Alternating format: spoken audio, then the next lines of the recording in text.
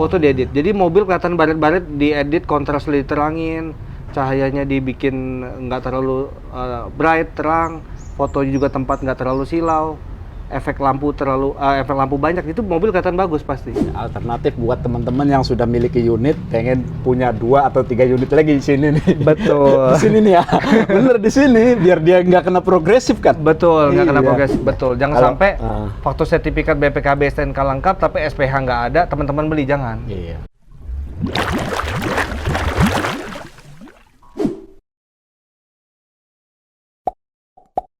Kembali lagi bersama tim channel. Halo sahabat tim channel, semoga dalam keadaan baik semuanya ya. Betul, sehat selalu. Sehat selalu, iya, selalu sehat ya. Selalu sehat. Sehat badannya, sehat kantongnya ya. Betul, sehat pikirannya juga. Wah betul, ini penting. Ngomong-ngomong sehat pikirannya, ini kan kita terkait mobil lah ya. Iya. Kita juga udah sering banyak nge-review di sini terkait mobil. Jadi teman-teman harus sehat, teman-teman yang berminat mau beli mobil harus sehat juga pikirannya. Artinya cerdas memilih ya. Cerdas memilih, bijak juga. Bijak juga. Bicara bijak, kalau customer dituntut bijak, saya juga pengen tanya nih, kebijakan dari showroom itu kan biasanya ini kita terkait mobil bekas nih. Betul. Kalau mobil bekas atau mobil unit yang sudah pernah dipakai kan. Nah, bicaranya berarti kalau mobil baru mah udah jelas baru dari pabrik dibikin terus langsung ke customer. Betul. Kalau mobil bekas artinya sebelumnya sudah ada yang megang dulu. Betul. Baru dijual lagi kan. Betul, betul. Nah, ini kalau bicara cerdas-cerdas, saya mau nanya nih, sebenarnya kategori pemilihan unit dari showroom-showroom yang mobil bekas itu kan kalau di orang umum kan taunya dapat mobilnya dari perorangan, terus ada lagi yang dapatnya dari PT, perusahaan, ada lagi yang terkenal lagi dapatnya dari balai lelang, gitu. lelang, Balai betul. lelang. Nah, saya pengen tahu tuh Iya. kayak 3 area itu tuh. Jadi ini kupas tuntas. Iya, kupas tuntas. 3 area itu tuh.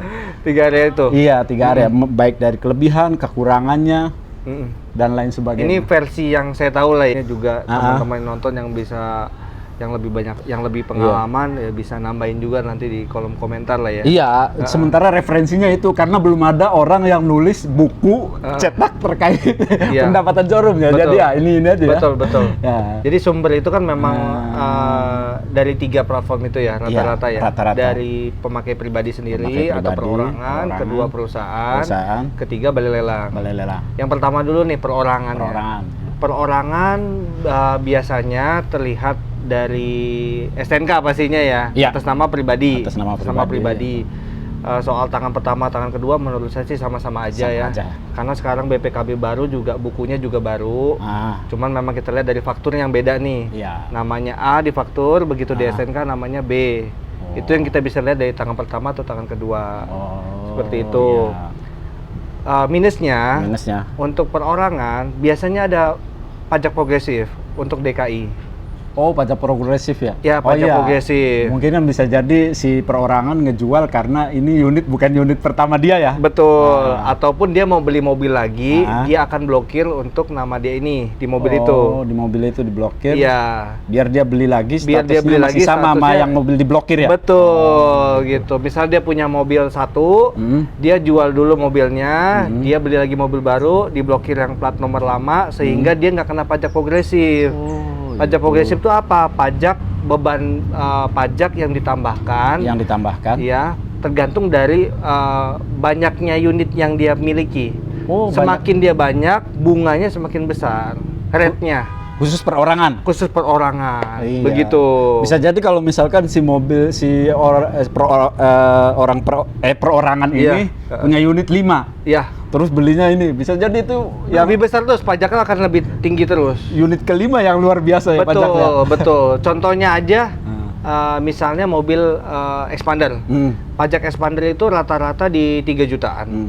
Pajak progresif satunya aja itu bisa menyentuh hampir 5 juta. Nah, cukup signifikan kan? Itu baru 2 unit. 2 unit ya. Karena pajak yang di-free-kan itu adalah 1 unit sepeda motor dan satu unit mobil. Satu kakak. Satu kakak ya? Atau artinya misalkan satu keluarga punya unit motor sama mobil itu belum kena progresif? Belum. Satu-satu ya? Satu-satu ya? Gitu. Nah, Itu kan dari segi administrasi. Betul. Kalau dari segi kualitas yang didapat biasanya kalau dari Plus perorangan, minus. plus Kalau minusnya. unit second itu kita nggak bisa bilang atas nama perorangan itu pasti bagus. Iya. X misalnya banyak kan pemakaian perempuan. Banyak itu kan iklan seperti itu kan, pasti bagus nggak juga. Oh iya. Gitu. Jadi semua itu sebenarnya harus dicek lebih detail. Kalau kondisi second gitu. Rata-rata kalau yang dulu-dulu kan orang bilang X pemakaian wanita. Supaya harganya lebih tinggi, poin sellingnya lebih tinggi kan. Seperti itu kan. X profesi apa gitu kan. Itu kan kesannya gimana gitu kan. Pasti kan kerawat mobilnya. Enggak juga. Enggak juga ya? Enggak juga. Jadi semua unit itu harus dicek lebih detail gitu. Kita nggak bisa ngejudge bahwa perorangan lebih bagus atau lebih jelek dibanding perusahaan misalnya gitu. Kita nggak bisa. Kita harus lihat unitnya. Gitu. Kita harus lihat unitnya langsung. Baru kita bisa lihat ini kondisi seperti apa. Ada pertanyaan terkait kepemilikan perorangan? Mungkin kalau perorangan itu kan banyak banget ya, macam-macam ya. Nah, yang menandakan kadang kan di suatu showroom itu yang belinya orang mana gitu. Tapi mobil itu atas nama perorangan. Nah, yang menandakan bisa nggak kalau ketahuan gitu, ini mobil bagus nih, walaupun dia nggak ngeliat, bisa nggak? Apa harus dilihat dulu. Tetap ya. Kalau dari foto. Foto nggak bisa, karena foto itu bisa diedit. Foto diedit. Jadi mobil kelihatan baret-baret, diedit, kontras diterangin, cahayanya dibikin nggak terlalu bright, terang, fotonya juga tempat nggak terlalu silau, efek lampu banyak, itu mobil kelihatan bagus pasti. Jadi poinnya tetap harus dicek lebih langsung. Tapi kalau beli di showroom? Kalau beli di showroom pun harus dilihat dulu capable nggak untuk kredibilitasnya ya, untuk berarti lihat showroomnya ya? Iya, betul, lihat showroomnya juga gitu. Jangan sampai niat setiap orang pasti ingin membeli mobil yang lebih murah. Lebih murah, kualitas bagus pasti itu gitu tuh. Ya, betul ya. Betul ya, misalnya iklan ketemu di tempat mana gitu ya. Di tempat publik lah ya gitu ya. Terus kita transaksi bayar, mobilnya ada jelas, suratnya ada. Tapi kalau terjadi sesuatu, masalah hukum di surat-suratnya, kita mau cari kemana, Mas? Itu dia ya kan, sih, orangnya sudah hilang. Betul. Susah ya. Betul, yang ada adalah beban masalah hukumnya kena ke kita. Karena kita yang pegang unitnya gitu. Bisa jadi dikategorikan pengepul kita juga. Bisa jadi ya. Itu bahaya sih. Betul. Dari situ sih. Benar, tapi mungkin itu rata-rata lebih kena ke perorangan seperti itu. Kalau perusahaan pasti sifatnya corporate. Plus minus ya. Plus minus. Minusnya mungkin salah satu kalau administrasinya kurang bagus. Betul. Si orang yang jualnya bisa jadi nggak bertanggung jawab. Betul. Yang kedua. Ya. Tadi kan ada 3 kategori katanya ya. Kalau perusahaan gimana? Perusahaan, kita bicara minusnya dulu atau plusnya dulu nih? Plusnya dulu dah. Plusnya dulu. Plusnya dari segi pajaknya pasti lebih murah dibanding perorangan. Nah, kalau PT itu maksudnya gimana sih? Kalau showroom beli unit dari PT itu gimana sih? Gini, perusahaan itu rata-rata 4-5 tahun dia akan refresh unit. Refresh unit ya? Pergantian unit. Pergantian unit itu untuk apa sih? Itu wajar dari perusahaan. Jadi nggak melihat kondisi udah buruk baru dijual, enggak. Memang dia udah pakai tempo waktu. Sehingga supaya untuk rekondisi kedepannya nggak terlalu banyak. Seperti itu. Walaupun mobil perusahaan rata-rata service recordnya full. Karena mereka sudah ada anggaran dari perusahaannya. Udah ada anggaran rutin dan terus juga udah ada dari perusahaan tersebut yang khusus maintenance ya? Betul, dan dia sudah bekerja sama ATPM resmi, setiap perbaikan dan setiap servis nanti dianggarkan, dibayarkan. Tenornya tergantung, temponya jatuh tempo pembayarannya juga tentatif tergantung dari kerjasamanya seperti apa. Oh begitu, itu keunggulannya. Betul, dibanding yang tadi ya, kalau pribadi kan pakai kantong pribadi pastinya kan. Kalau lagi kantongnya tebal, servisnya rutin. Iya bayar aja. Iya kan? Kalau kantong lagi tipis, entar aja. Gitu ya, plus minus gitu ya. Nah gitu, seperti itu. Khusus maintenance ya. Khusus maintenance seperti itu. Kalau misalkan itu. perusahaan mungkin lebih unggul lah secara maintenance. Betul, gitu. Terus apa lagi? Terus pajaknya lebih murah dibanding perorangan. Bisa kurang lebih 300 sampai 400 ribu tergantung dari tipe mobilnya. Tapi tetap kok, misalkan begini, kan kebanyakan kalau misalkan saya nih beli unit di showroom terus atas nama PT, setelah 5 tahun kalengnya mati tetap harus ganti nama kan? Enggak bisa. Bisa Bisa walaupun diurus. kalengnya mati. Bisa. Kalau misalkan nggak mau dibebankan Bisa. ke atas nama dia gitu bisa. Justru kita sampai saat ini masih urus 4 tahun, 5 tahun ke belakang mobil yang sudah dibeli di sini. Ada yang 8 tahun juga masih pakai nama PT. Masih. Karena perusahaan tidak ada blokir. Itu dia. Ini enaknya nih. Saya rasa sih mungkin saya juga belum nemu sih di showroom lain selain Power Auto. Yang itu biasanya kan kalau misalkan teman-teman beli ke showroom terus atas nama PT, kebanyakan setelah 5 tahun atau waktu ganti kaleng harus ganti ini. Harus Karena PT balik nama. Iya, harus balik nama karena PT nggak mau bertanggung jawab lagi setelah itu. Betul. Kebanyakan begitu. Bisa dibantu. Oh, bisa. Bisa dibantu Bisa gitu. diterusin. Jadi rata-rata sekarang trennya malah ke perusahaan. Kenapa? Dia menghindari pajak, ya kan? Daripada nama sendiri, pajaknya dibebankan lebih tinggi. Iya. Nanti kalau mau balik nama, biaya juga besar, gitu kan? Nah, itu solusinya sih kalau perusahaan. Ya, alternatif buat teman-teman yang sudah miliki unit, pengen punya 2 atau 3 unit lagi di sini nih. Betul. Di sini nih ya, bener di sini, biar dia nggak kena progresif kan. Betul, nggak kena Iya, progresif. nggak Kenapa kena sih progresif. perusahaan kok nggak ada progresif gitu ya? Memang sudah peraturannya seperti itu. Iya. Karena unitnya kan bisa ratusan bahkan ribuan. Bisa ribuan. Bayangkan kalau misal kena rate bunga seperti rate persentase pajak progresif seperti perorangan, berapa yang harus dibayarkan perusahaan itu?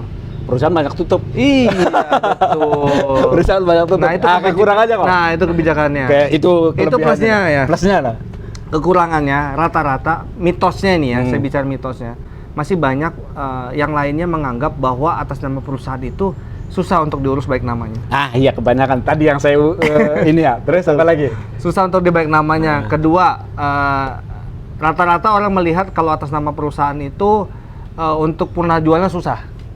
Ya. Betul ya? Betul. Nah, itu saya jawab satu persatu. Pertama, untuk atas nama perusahaan Itu berarti kekurangan yang udah dianggap mayoritas konsumen ya. Betul. Konsumen tuh mayoritas nganggapnya Poin ini pertama, kekurangan ya, beli poin PT pertama gitu. adalah rata-rata masih banyak menilai bahwa atas nama perusahaan itu susah untuk di baik nama. Nah, satu. Ya, pengurusannya sangat ribet lah gitu dibanding perorangan gitu kan Iya. ya.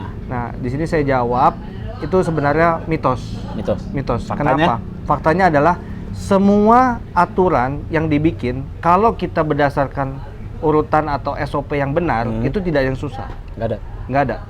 Yang bedanya apa sih perusahaan sama perorangan? Itu bedanya adalah di SPH.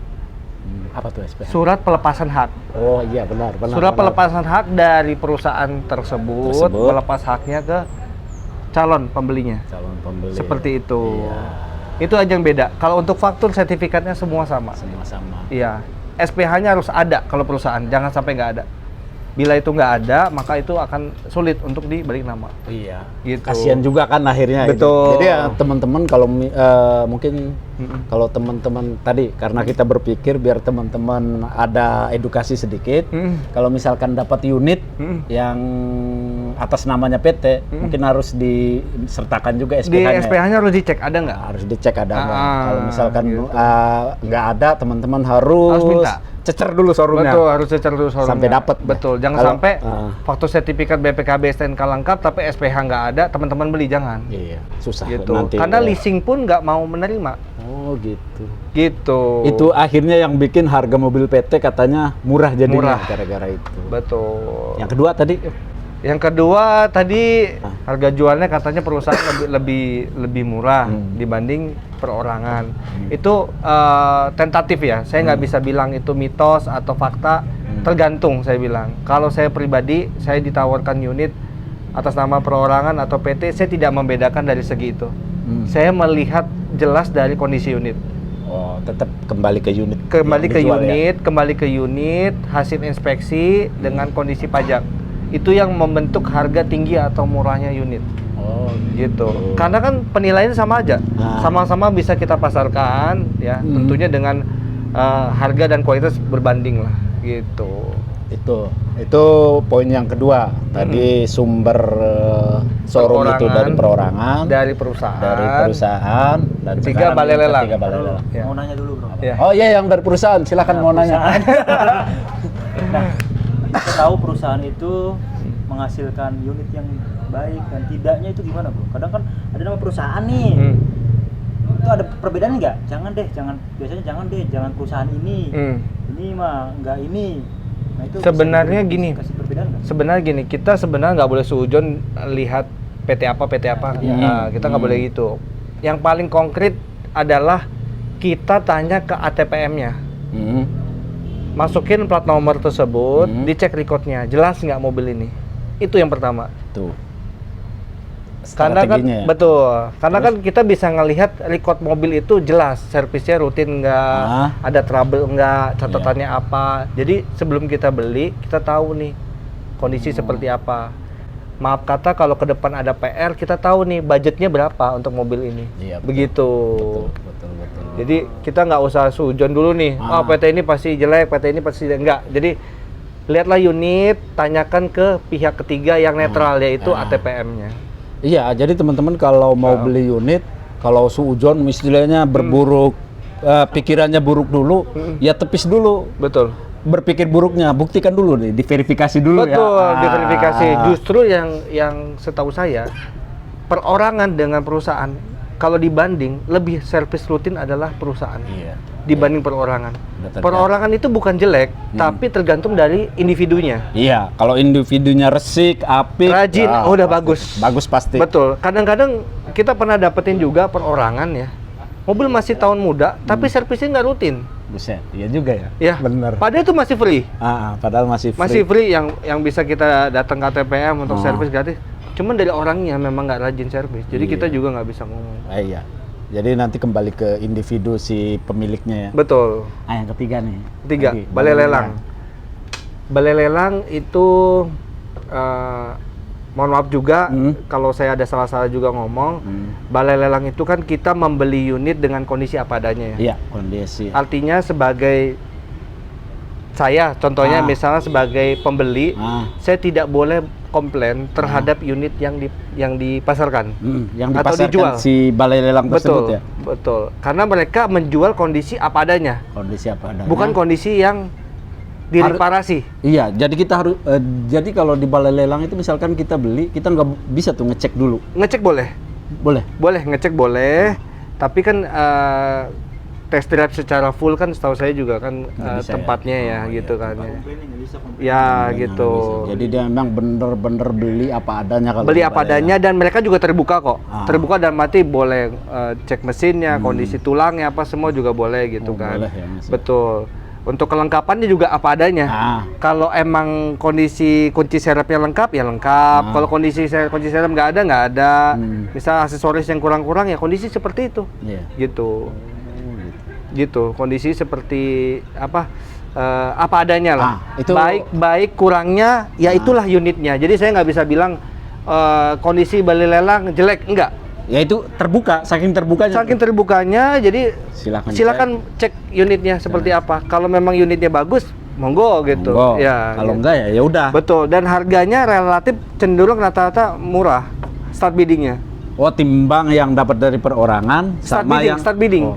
Apa Jadi tuh? harga Oh iya, yang namanya juga ditawarkan. lelang ya. Lelang ya. Iya, dan misalkan nih si A, si B, si C, Betul. si unit nih saya jual di harga 80. Si A nawar 85. Ya. Misalkan si B nawar 100. Betul. Ya tergantung ya. Betul, Nah, betul. kalau lelang gitu ya emang sistemnya. Betul. Jadi harga terbentuknya itu belum jelas di awal. Namanya kan bidding atau lelang. Siapa yang tertinggi bid adalah itu orang yang dapat unitnya gitu. Mungkin teman-teman kalau misalkan tahu game poker, tuh biasanya kan ini ya, taruhan berapa dulu, terus nanti ditambah itu, rise dan lain Deposit sih, lebih Iya, tepat deposit. gitu. Jadi untuk lelang itu biasa deposit. Jadi bila pemenangnya mundur atau one prestasi, deposit itu gugur atau hangus. Hangus ya. Gitu. Seperti itu. Kekurangannya? Kalau ngambil unit dari balai lelang? Kekurangannya ya kondisi apa adanya. Dalam arti gini, sorry, misalnya kita suka sama unitnya. Harga pasaran di 150 juta. Harga start biddingnya di 100 juta. Murah ya? Murah. Tapi ternyata dengan reparasi, dengan servis segala macam kita sampai finish biddingnya atau finishnya kita dapat di 130 juta. Masih spare 20 juta. Iya. Tapi kondisi servisnya lebih dari 20 juta. Buset. Artinya kita Kebobolan berarti. Kebobolan. Iya. gitu. Jadi memang kalau untuk di sana kita harus berpengalaman lah. Benar. Artinya kita sembarangan, dalam arti semua lah ya, baik itu beli di showroom, beli di pribadi, beli di balai lelang sekalipun, harus ngecek unit. Betul. Itu adalah yang bijaksana. Kunci utamanya. Jadi kita nggak bisa lihat dengan hanya foto atau video, itu kita nggak bisa lah.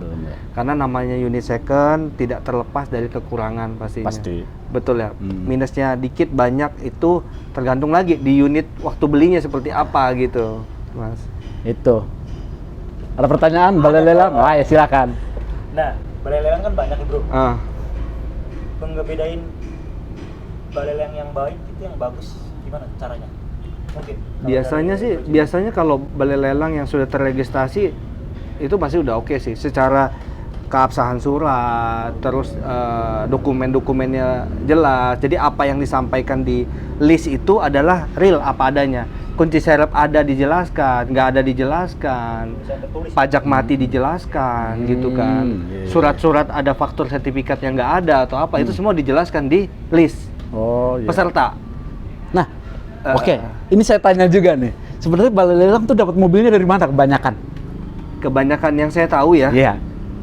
Yang saya tahu itu dari leasing rata-rata. Oh, dari leasing ya, ketika ada orang terjadi ada musibah, macet kredit gitu kan. Unitnya kan ditarik nih sama leasing nih. Nah, leasing untuk mengembalikannya adalah masuk ke balai lelang. Oh gitu. Seperti itu. Satu dari leasing, mungkin dari sumber-sumber lain juga ada ya. Dan ya beberapa dari seller juga ada yang masuk ke balai lelang. Oh iya. Gitu. Cukup menyegarkan ya informasinya. Terima kasih. Ya mohon maaf sebelumnya kalau ada kekurangan dari pembahasan ini, ya sepengalaman saya seperti itu sih. Mohon maaf sih harus. Tapi ya kalau mau dimaafkan atau enggak terserah. Oh tadi ya, saya belum nambahin. Oh ya silakan. Plusnya balai lelang. Oh iya, siap plusnya. Plusnya lagi balai lelang pastinya kalau unitnya ketemu yang bagus. Dengan harga yang di bawah. Harga yang di bawah pasaran. Wah itu mantep banget. Iya. Tapi catatannya teman-teman harus jago di. Iya. Makanya kan sekarang banyak jasa inspeksi segala macam gitu kan. Ibaratnya salah satunya untuk memfasilitasi itu. Iya, membantu teman-teman yang memang belum begitu fasih ngelihat unit, bisa terbantu lah dengan adanya vendor seperti itu. Adanya vendor seperti gitu. itu. Gitu. Semoga ini bisa mengedukasi teman-teman semuanya ya, biar nanti lebih oke untuk memilih mobil bekas ya khususnya. Betul. Pada intinya sebenarnya mobil second itu sumber dari mana itu sebenarnya sah saja. Yang penting kan dokumennya asli. Betul. Bukan dokumennya bodong atau duplikat gitu ya, ibaratnya gitu. Itu poin pertama. Yang harus kita pastiin adalah keabsahan surat pertama. Kedua adalah unit. Iya, betul. Jangan sampai unit bagus, keabsahannya nggak ada. Sama aja. Sama aja. Pokoknya dua itu tuh harus terlengkapi. Betul. Dan juga jangan tergiur dengan harga-harga yang sangat di bawah pasaran. Betul.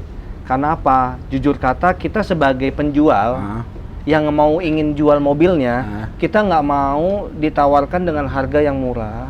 Betul. Dengan kondisi unit yang bagus punya kita. Betul ya? Iyalah. Logikanya gitu kan? Iya. Logikanya. Gitu. Pastinya unit kita bagus, pasti kita ingin dihargai juga bagus. Betul. Otomatis harga yang kita jual untuk ke lainnya pasti di atas rata-rata juga. Itu berbanding lurus lah pasti. Kualitas tinggi. Betul. Pasti harganya juga tinggi. Jadi susah nemuin harga yang miring dengan kondisi bagus. Itu susah. Karena logikanya kita sebagai kita yang mau jual juga, kita nggak mau seperti itu. Iya. Itu kalaupun ada prosentasenya 1000 kali 1 itu. Mungkin ada faktor juga. Ada faktor juga. Mungkin lagi ada kebutuhan darurat. Itu juga kita nggak boleh sujon. Ada juga seperti itu gitu kan. Seperti itu. Jadi makanya nemu hal itu tuh kemungkinannya 1000 dari 1. Jadi ada 1000 unit kemungkinannya cuma 1 gitu. Iya. Sangat minim sekali. Terima kasih nih untuk. Terima kasih juga buat tim channel. Sering-sering main ke sini. Iya. Oke, Bro Jimmy. Siap. Thank you, Mas. Sampai di sini dulu sahabat tim channel. Ketemu di lain waktu. Ting.